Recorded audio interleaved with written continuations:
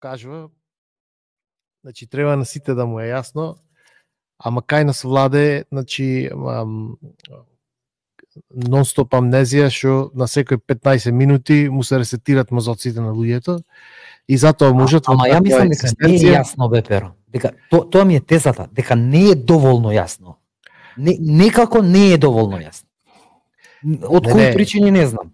Не може ништо да му биде јасно, значи може да замислиш дека ако постои еден човек на кој што на секој 15 минути може да притиснеш едно дугме и да му се ресетира како се вика памтењето до последните 15 минути, почнува од нула памтењето. Не треба се чудиш дека таквиот човек има некохерентни и неконзистентни ставови, затоа што тој нема доволно контекст, нема доволно основа за да може да формира добро информирано мислење. Значи, моментално во Македонија проблема е дека сите имат мислење формирано во последните 5 минути. Значи, никој не... И на врз тој принцип можат да екзистират бараби како Апасиев. Глеј, чисто да ти илустрирам на Апасиев, на шо мислам. Значи, Апасиев беше првиот борец против режимот на Грујо. Против крадењето на Грујо. После беше првиот борец против полициска бруталност, кај што не постоеше полициска бруталност. После беше првиот борец за насилно монтирање на владата, затоа што ВМРО не оставало да се направи мирен примопредаја на власта.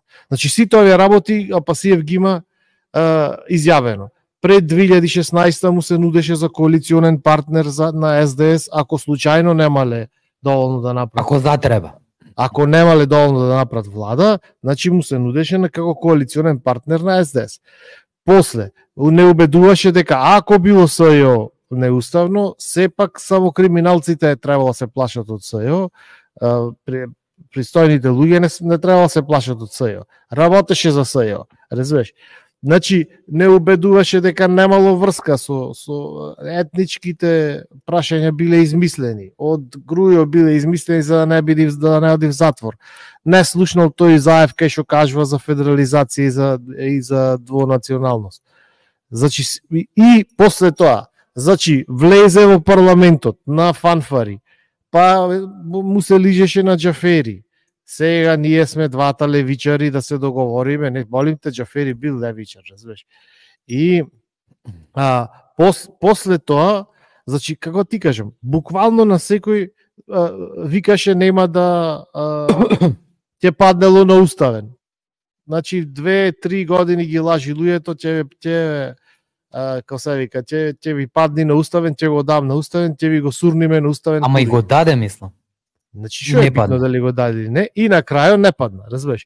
Исто како што, значи само и најсмешната епизода беше пред еден месец, кај што рече бугарите не влегват во устав, па шо и да биде. Само 2-3 недели покасно рече еј, овие прат некоја речи од Далавера за бугарите да влезат во устав. Значи кој ќе можеш ти толкави глупости да се изнатресиш во простор од 5-6 години. Значи буквално да си на сите страни од сите настани. Значи буквално за се да речиш еднаш дека е во ред, друг пат дека не чини, буквално за се, и ти да имаш повеќе него минус 20 следбеници, тоа значи дека не е проблема во тебе. Значи не е проблема во шарлатано, во лажово, во демагогот. Проблемот е во огромната армија на овци кои што немат ментален капацитет да задржат повеќе од 15 дена во нивниот мозок. Разбираш? И сега ќе ти се појават тие кај нас на коментари ќе речат: "А што мислите вие за Апасиев?" Јас нема што да мислам за Апасиев, брат. Ти треба да мислиш за Апасиев. Што е проблемот со левица? Види колку паметно дете Јован Јанев, види колку паметно дете овај оне. Значи, јас имам и луѓе во мојата поблиска фамилија кои што ми викат: "Леле, Шубо кажал Батмен серит." Значи, тој човек, буквално, од сите страни на секој конфликт бил. Од сите страни на секој конфликт. тоа е професионална курва. Значи, тој е човек кој што, ако не му дадат емисија од партија или од, како се вика, од некоја државна агенција, од која што ги троши вашите тешко заработени даночни пари, тој човек ќе копа по контейнери, пошто тој човек ништо не знае, освен да глуми пропагандист и демагог. И, значи, не можеш во ситуација кај што имаш луѓе кои што не се способни во мозокот да задржат подолго од 15 дена контекст, не можеш, значи, нема што да му речиш на тие луѓе, нема како да ги обучиш, нема како да ги информираш, му нема спас на тие луѓе, разбираш? Ама Наташа има добра поента.